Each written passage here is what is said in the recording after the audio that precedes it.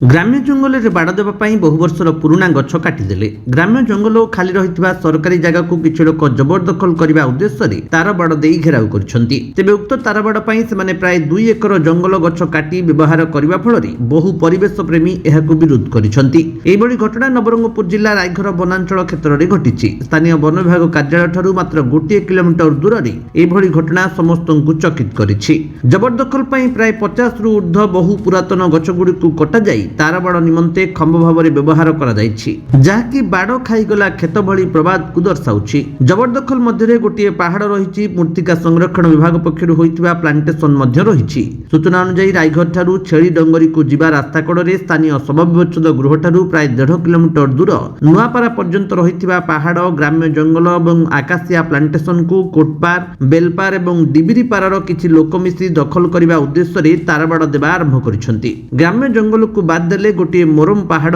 एवं मृत्तिका संरक्षण विभाग आकाशिया प्लांटेशन को दखल करने को निष्पत्ति नहीं एभली बाड़ देवा आरंभ करिसंती। तेबे उक्त बाड़ निमंते सिमेंट खुंट बदल में एकर एकर जंगलर बहु पुरातन गछ काटी खुंट करिथिबा देखिबाक मिलिछि।